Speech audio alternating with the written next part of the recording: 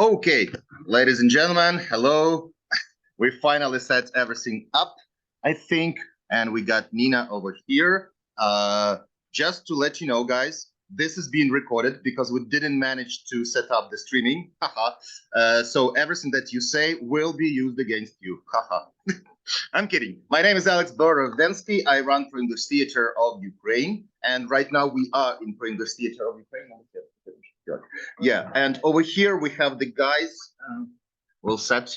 So the guys who watched the streaming on a big screen of our small underground theater, and we watched it here. And we also did the streaming on the YouTube page and Facebook page of ProEnglish Theatre. And just to let you a little bit of a context, this is a Ukrainian play written by Nina Zakhozhenko, and Nina is with us today. She's Nina. Where are you now? I'm in Lviv, in Ukraine, in Lviv. Right. Yeah. So thank you very much for joining, and thank you very much. Is it the first time you watch this performance, or James sent you the link before?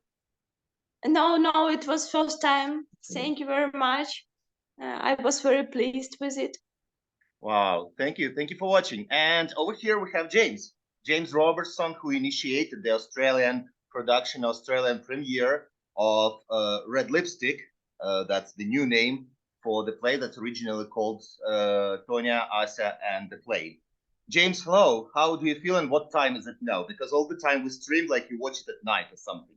Hello. Hey, yeah, it's 8:42 p.m. down here, so it's a nice time, and yeah, it's super good to watch it again, and yeah, glad for you guys to see it.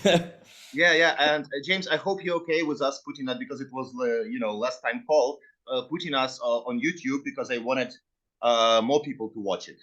Are you okay with that? Absolutely, yeah. Okay, man, thanks. Thank you very much. And guys, can I ask the rest? Because I would expect that it would be me, for English people, James, and Nina. We have so many people. Could you introduce yourselves? I'm really happy. Yes. Anybody who feel like, just say who you are and how are you connected, and like I'm happy to see you here. Hi, I'm Rebecca. I helped James put on this show. One of the actors for Red Lipstick. You were on stage. Oh, I saw you. I just saw you. Cool. Thank you very much for acting. Yeah. Very natural. Yeah, very cool. Yeah, that's from us. It was a great time. Yeah. Okay. All right. Hello, I'm Jesse, and I played alongside my two other band members, and we called Mystery Shack, and we had the privilege of doing a play for the first time, trying to interpret the words and the feelings, and put what we could in terms of music to it. I was on the drums, and we've also got the guitarist here, and yeah, we had a great time doing it. It's definitely something we want to do again and again in the future. Thank you. I absolutely should. And drums are my favorite. Like all the time I was looking at you. Well, except the actresses, because they are really well. Thank you very much. Thank you very much. Hello, I'm Sarah. I'm a playwright from Armenia. I'm very excited to watch this play. Thank you, Sarah. Thank you for joining. You got the email, right? Yeah. Yeah. Thank you. Happy to see you here. Thank you. Thank you for inviting. Okay. Hi, we are just James' support team. James's mum, Sally, James's dad, Ian, and James's partner, Anna Marie. Hi, everyone. Hello. Are you sitting next to James? I mean, he's in another room. Did you send him away? He ran away from us. I sent myself away. Yeah, I sent myself away. Okay, and we also have the Zoom user. Zoom user, could you introduce yourself? Is that me? Am I the Zoom? Hi, I'm Alec, and I am the partner and also the guitarist of Mystery Shack. And yeah, I love playing some music. It was fantastic. We really just vibed out and really got into it. pretty the nitty gritty. You know, we spent a few rehearsals on it, not more than a few, but we like really packed in the time and came out with something that was really beautiful, I think. So thank you to Nina for writing it, because it was a pretty heavy bloody play, you know, like the content wise, you know. But that it's a real play, you know, and I really loved like kind of representing that musically, and like that was a really cool experience. I'm sure JD up there would agree.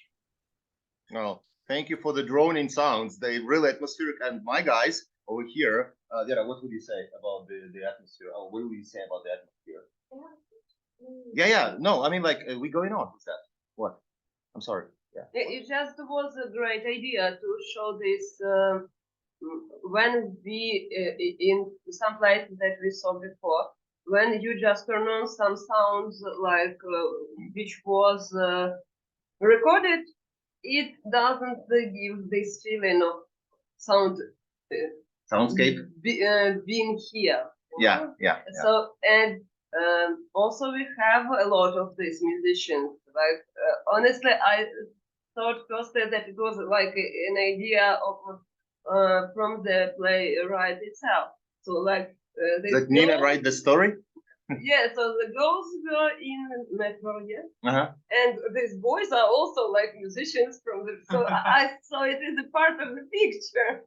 Oh, yeah, guys, it because could, we yeah. have a lot of this, and for me it was like, no, okay, they're also in this story. It's also quite possible because, guys, just to let you know, many Western bands, they used to come and perform at Khreshchatyk metro station in sign of support. So I don't know, James, did you know about this, or it was just an idea? No, I didn't know. I didn't know that actually. No, that's that's yeah. No, I didn't know that. I didn't know that at all. Wow. That's very very symbolic. An accident. Yeah. 100%.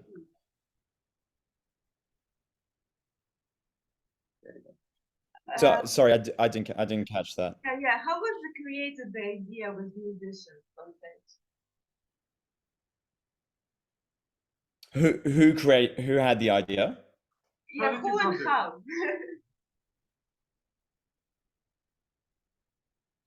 Yeah, well, it was always something that I wanted to do, was to have like a full live music accompanying a play. I've done it last year actually with Jesse there, the collection of my own short plays, did a soundtrack which connected them all up, and I very much see this as being the fruition of that experiment. Yeah, it's always something I've wanted to do, and I feel it was very important from like drawing out a lot of Nina's dialogue. I just felt there was a lot of elements to it that were very like musical. There was a lot of discussion of sound, of music, like how that can be uplifting for people, and how sound can also be just as oppressive as anything else. And yeah, I kind of wanted that to fill in that unspoken aspect of the play. And yeah, these guys here, there's also Marcus there, who is the bass player, who's also joining.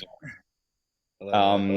Yeah, these three guys did a amazing job. Honestly, like very very much took my direction on what I what I felt should be said with the music. But then these guys also absolutely brought so much of their talent to it as well. Yeah. Can I didn't ask you before, so sorry. Can I ask some stupid question, Alex? Yeah, you can ask a stupid question. When before I saw some British play, British theater, and when we talk about war, about Russians to Europeans, it is understandable. I can understand why, because in history we have the same problems with them, yeah.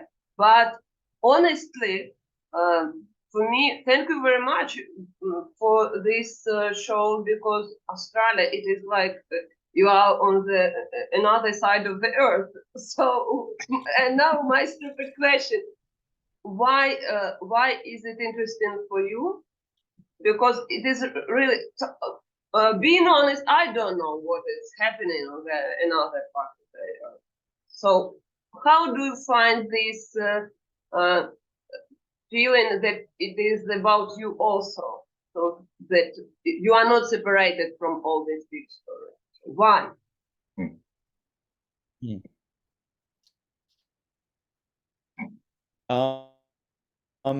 Yeah, no, I think that's if as well, you guys, the band I and would say Beck, if you Marcus, guys, Yeah, second yeah, on. I actually was. Well, it's. I get what you mean. Like it's not a stupid question, by the way. It's pretty decent, but it's obviously hard from our perspective, as we are, as you said, very separated, very different parts of the earth. But obviously, what has happened, um, catastrophic, heartbreak for so many families, people in your country. It's been horrible, but I think deep down for us, it comes down to that want to do something to let people know about what's going on and the in-depth things happen, rather than just you see on the television. It's something that you can sit down and actually like view the experience of someone firsthand. And from us dealing with lockdown in Melbourne, it's obviously not as horrible or anything, but we sort of felt that idea of being locked away and put like hidden sort of thing, and like hidden and trying to hide from everything that's happening. So I think deep down we all have a pain that we want to let out, and seeing what's happened in the country has impacted the world in very many ways. So it's just it has come down to us wanting to support you and to let people know and show people what we can do to help share your story and to help explain to people that there are real people, real innocent people dealing with this right now, and we got to come together and just help them display it as best as possible. Thank you. Thank you. if I could add to that a bit as well, I could, obviously, yeah, completely agree, Mark, as well. But like to even draw it to your words, Nina, like I know I always find it very very well, the part of the play that really got me, and I think is like really the absolute part that sticks with me the most is this whole thing of how uh like as you say, as Nastya says at the end, I'm trying to remember the lines. But like how there's like all this shit going on in the world, and then suddenly you find yourself being the ones that are the ones on the news. You're the ones that you'd always seen being, oh, that's that's in some far-flung country. That's not what's happening to me. And then you blink and suddenly it is. And I think it's just a very very important reminder to, especially a place like Australia, where we're so detached. We don't have these threats to us. Living here, we're incredibly fortunate, but I think the very powerful thing is that no matter where you are, like no matter, like if in the play, no matter where you are in the world, missile could hit you. Like it doesn't. The always there, never entirely safe, and I think reminding us of that allows us to empathize with anyone and everyone who is going through that real threat in the world today. Yeah. Yep. Thank you. James. So, because of what you said, I have another question for Rebecca for actresses. How was it to personificate all of what guys just said? How was it for you working on it?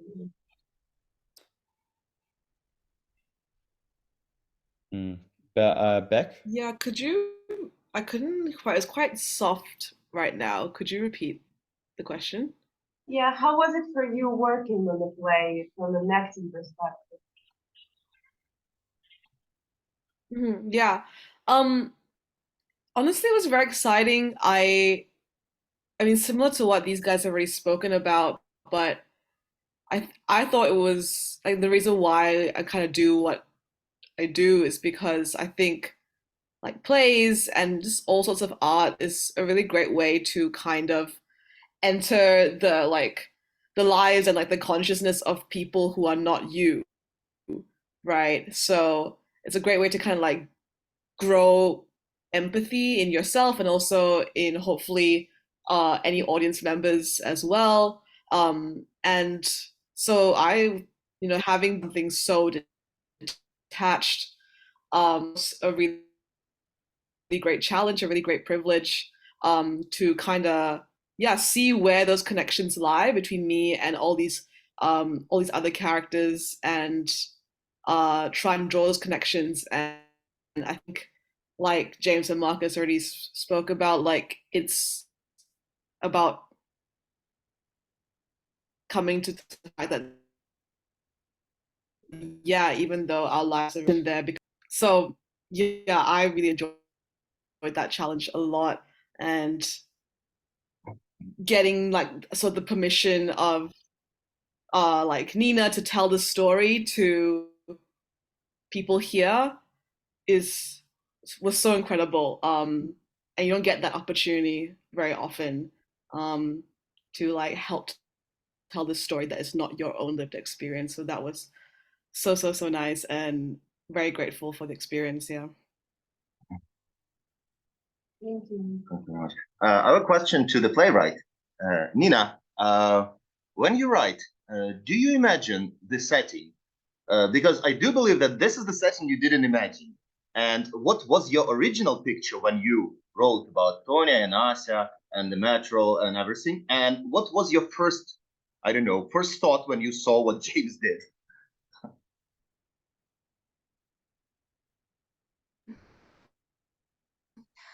Thank you for question. Really, guys, was very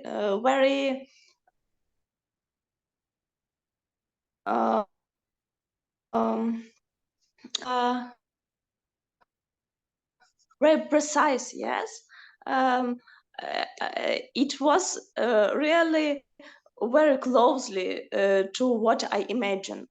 I wrote a series, several short stories. In some short stories, I mentioned that I would like to have a rock band in the stage.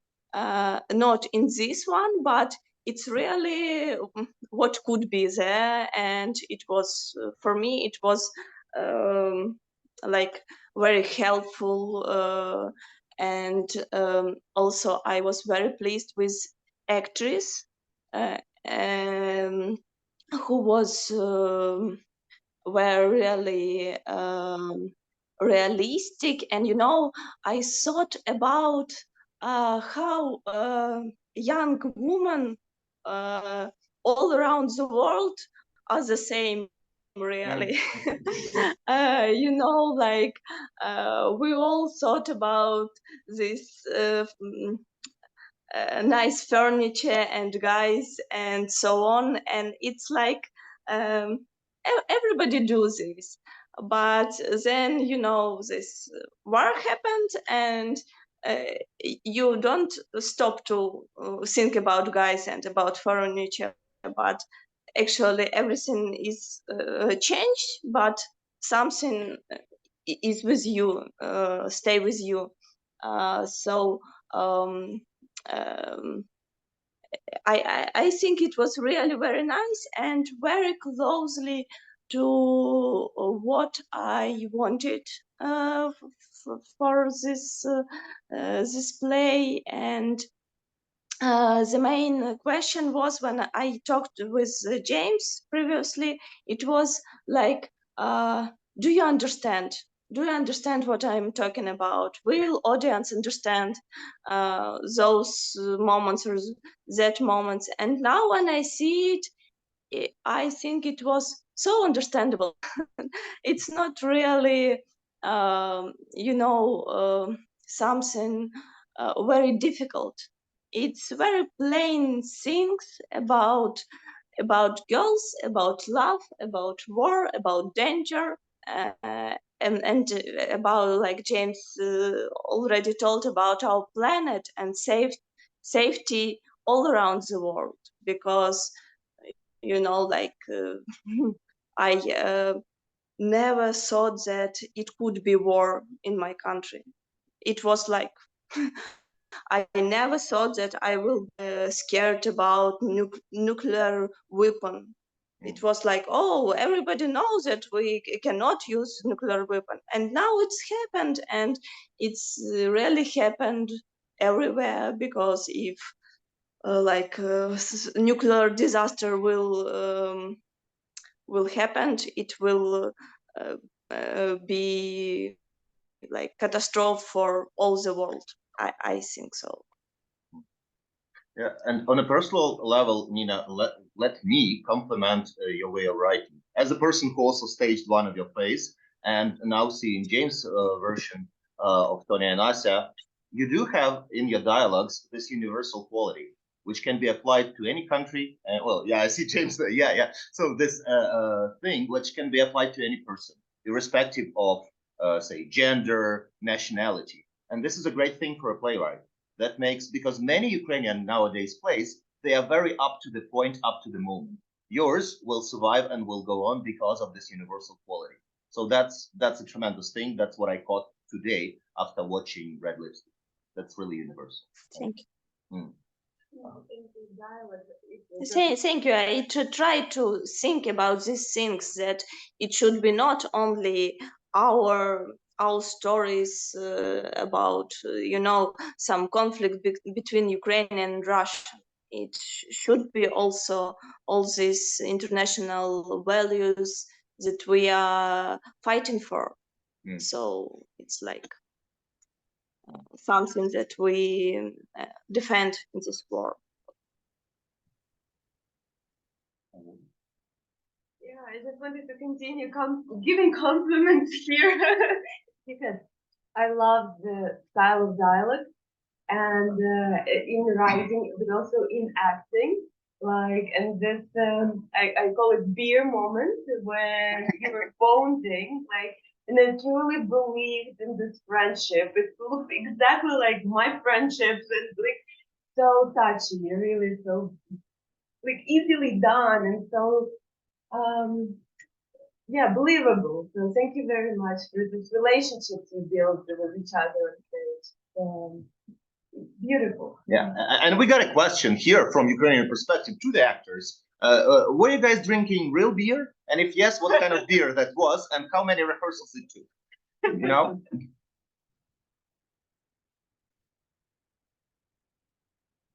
Well, James said no. James said water only. Yeah, I was thinking of because I really cutting and stuff. I really like time of feel given the match here, but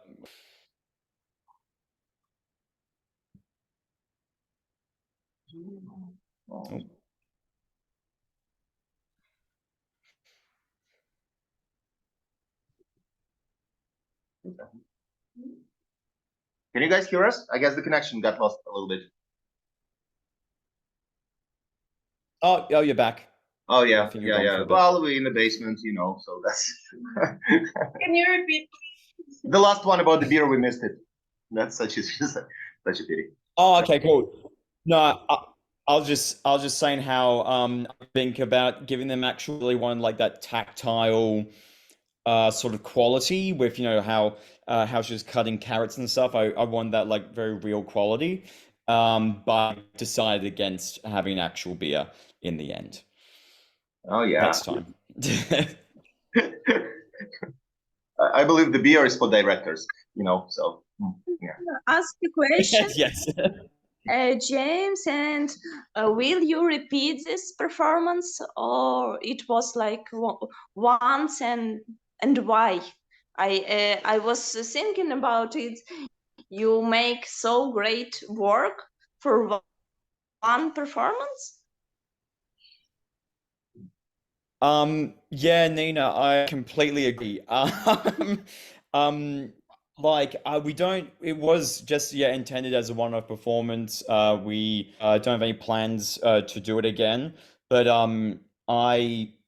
because this year I've like directed and written like quite a few things, and I do have to say that this is like one of the things I'm most proud of helping to create that I've done. So I agree, it would be a shame to not do it again, but we'll have to see. I am super proud of it, and so glad we have done it. But yeah, that's a good compliment though to hear, like, why isn't it being done again?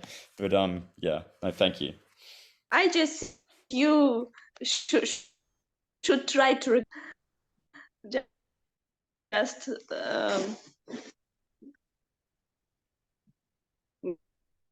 maybe a couple of times, because it's it's not reading, it's real staging and with music and so on. So why not? Nina, Jesse, yeah. Yeah, if we were to do it again, what would you imagine like seeing the next iteration in the next attempt at it?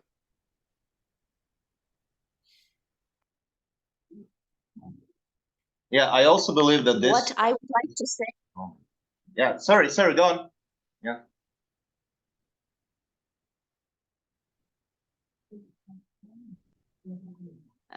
It was a question what I would like to say to audience. Yes.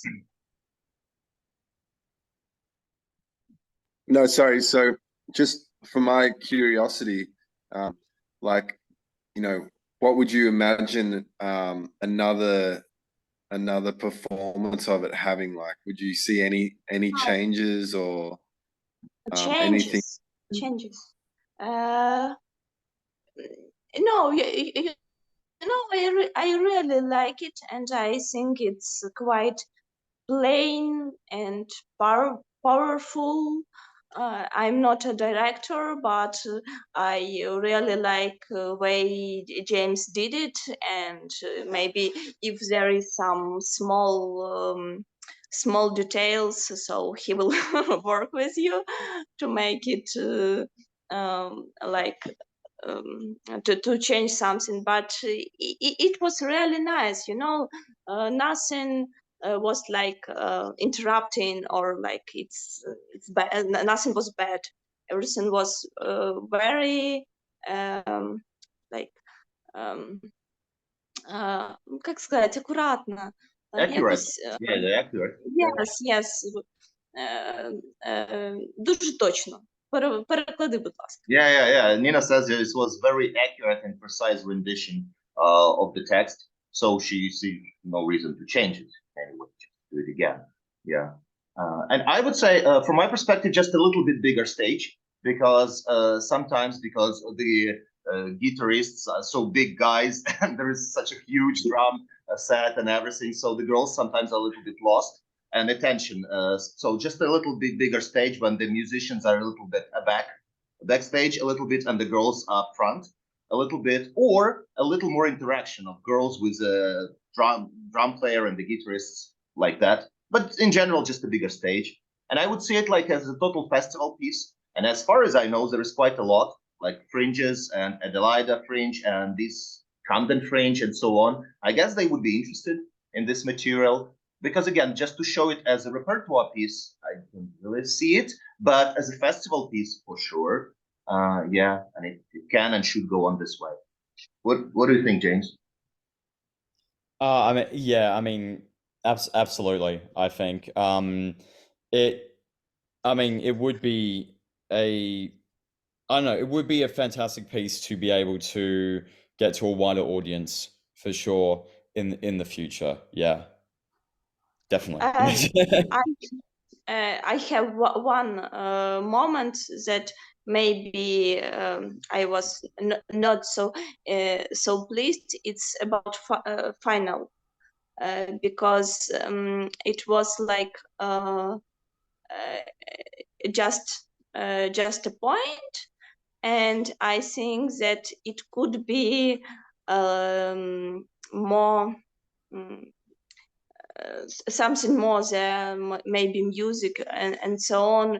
It was like, you know, it was like this sister, she just go away, and maybe she will yesterday or in the Wednesday or Friday, but actually she will not.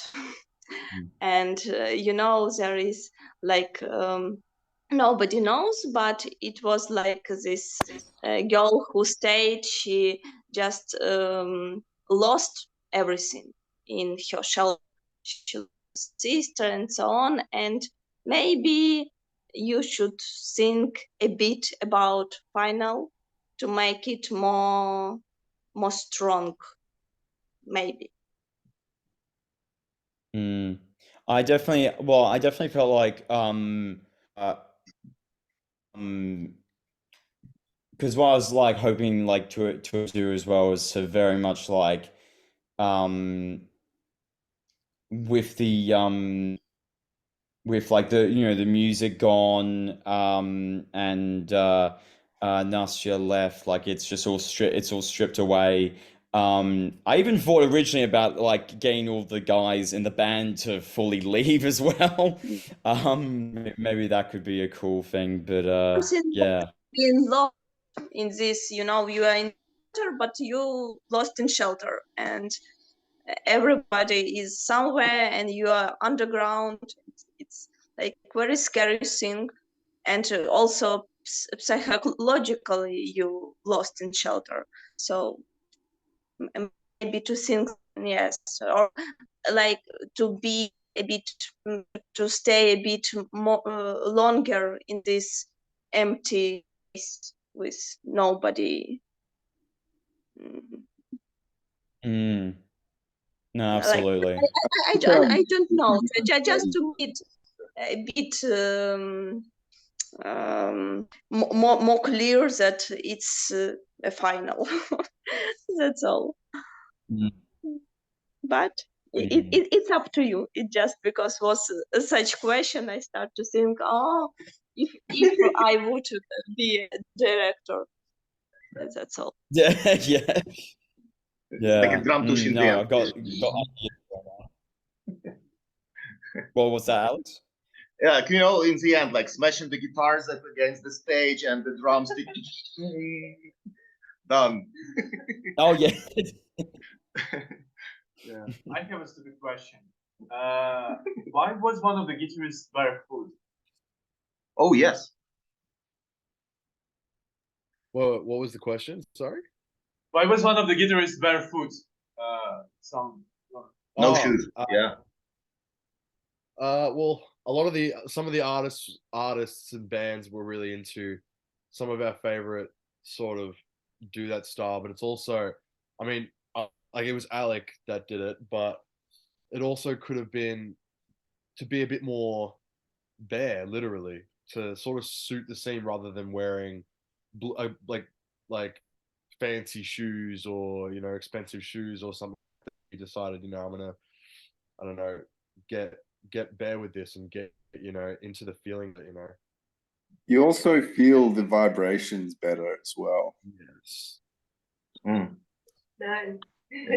And another question to the band: did you guys improvise any of the pieces, or how did you come up with actual sounds and actual timing? Did you do it we with the director? improvised. How did you do it? We improvised at least 99% of it, to be honest. And like, I mean, we did rehearsals with James and the actresses, and it was we came up with it pretty much on the spot. We found a motif, something that can play throughout the whole show to keep it familiar rather than just a constant change.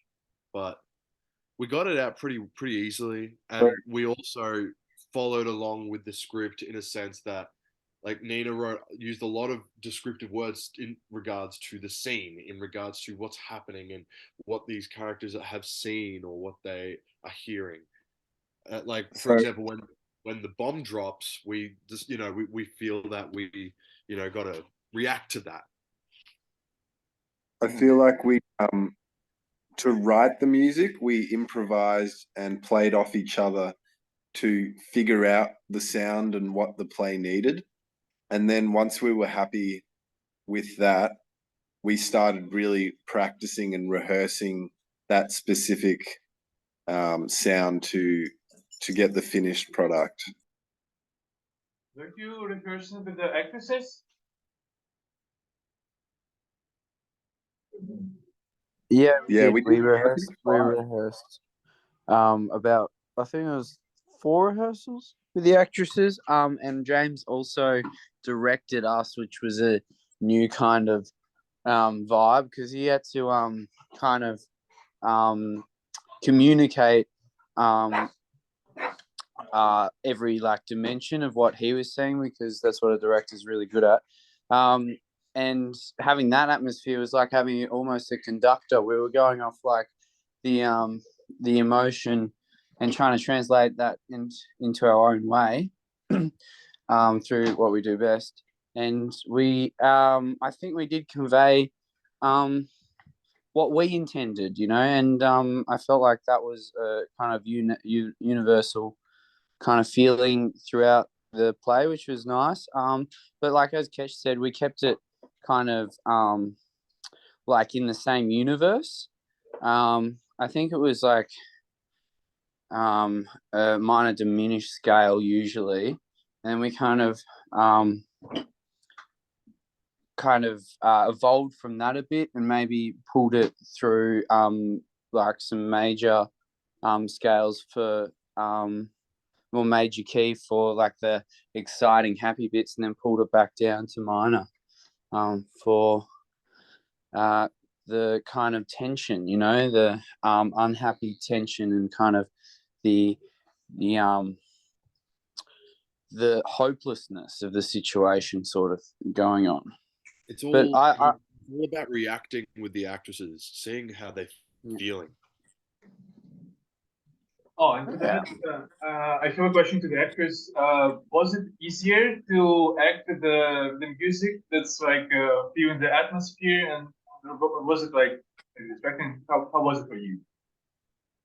For me, I absolutely loved it. It made everything so much easier. Honestly, just because I've always reacted like very strongly to music, so it was really fun, and it was. Yeah, it made everything a lot easier, to be honest. And added like a layer of storytelling as well.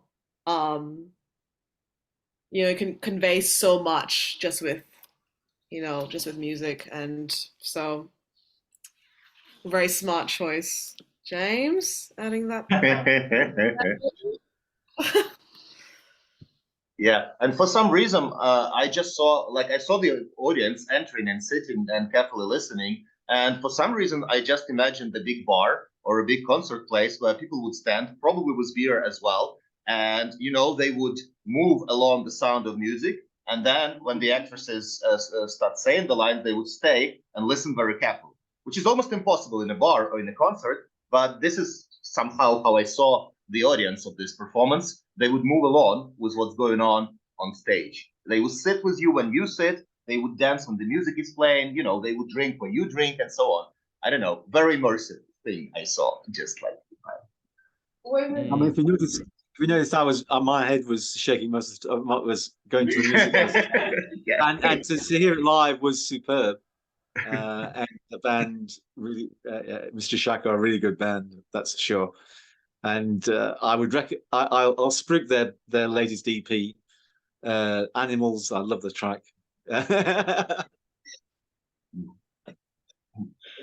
last interesting comment was a difference in between how the like I didn't hear in the recording of the video people kind of laughing in the play, but we were watching and we were laughing in a lot of moments, and I was like curious why people wouldn't laugh. So maybe it was not just audible in the recording.